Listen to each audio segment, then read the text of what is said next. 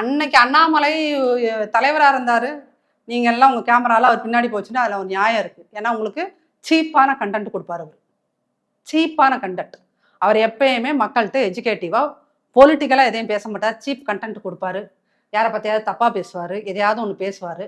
திமுக ஊழல் பண்ணுதும்பாரு, ஐயோ அதை போய் கோர்ட்டில் கேஸ் போடுங்க மேன்னா போட மாட்டார். அவர் பின்னாடி நீங்கள் அத்தனை கேமராவும் சுற்றுனீங்க. இன்னைக்கு எதுக்கு சுற்றுறீங்க? ஏன்னா இன்னைக்கு மீடியாவுக்கு ஒரு சீப் கண்டென்ட் வேணும்.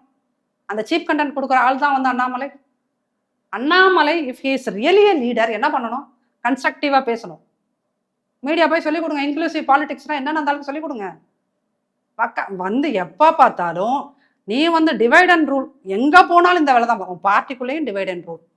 அண்ணாமலை யாரு? உன் பார்ட்டிக்குள்ளே வந்த உடனே உன் பார்ட்டியில் இருக்கிற ஒருத்தரோட அந்தரங்க வீடியோ வெளியிடுற அவர் நிஜமாலே ஒரு லீடர் மெட்டீரியலா? அந்த மாதிரி ஒருத்தருக்கெல்லாம் செலவு பண்ணி பதில் சொல்றது it's waste of energy and time. நான் அதை அப்படித்தான் பார்க்குறேன். அதனால I have no respect on him. அதனால நான் பதில் சொல்றதே வேஸ்ட்னு நினைக்கிறேன். அவங்க இங்க இருக்கக்கூடிய அமைச்சர்களையும் குறை சொல்லலாம் இல்லையா? நீங்க ஒரு தலைவரை சொல்றீங்க அப்படின்றப்போ எங்க கட்சியில இருக்கக்கூடிய தலைவரை வந்து நீங்க சொல்லிட்டீங்க, உங்க கட்சியில இருக்கக்கூடிய குறைகளை பார்க்கலாமே அப்படின்னு கூட புகார் எழுப்பலாம் இல்லையா?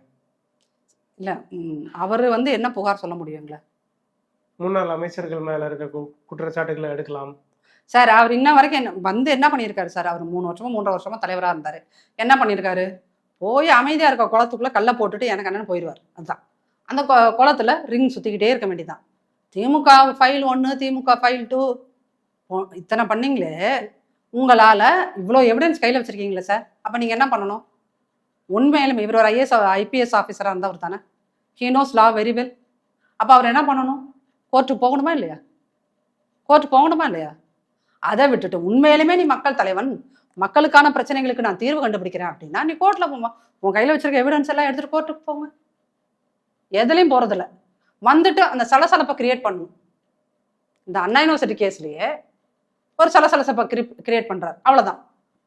அவர் வந்து இந்த சீப் டிராமா, இந்த என்னது வலிக்கவே வலிக்காத அந்த சாட்டையை வச்சு அடிச்சுக்கிறது, இந்த செருப்பு போட்ட மாட்டேன்னு ட்ராமா பண்ணுறது, அப்புறம் ஊரெல்லாம் நான் வந்து இந்த ராகுல் காந்தியை பார்த்து சூடு போட்டுக்கிட்டு நான் வந்து ஊரெல்லாம் சுற்றுப்பயணம் போகிறேன்னு சொல்லி அந்த மாதிரியான இந்த ரொம்ப கொச்சையாக சொல்கிறதுனா என்னென்னா, இந்த ஓலைப்பானை இருக்குல்ல, அதில் குழந்தைங்க வந்து ஒன்றுக்கு போச்சுன்னா சவுண்டு வரும்.